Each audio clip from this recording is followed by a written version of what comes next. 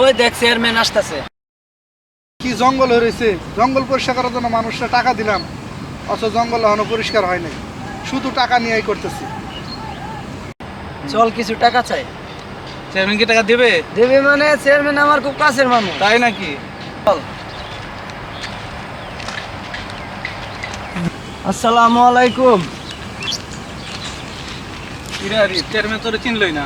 তাই তো, চল দেখি ব্যাপারটা কি। চেয়ারম্যান চাচা,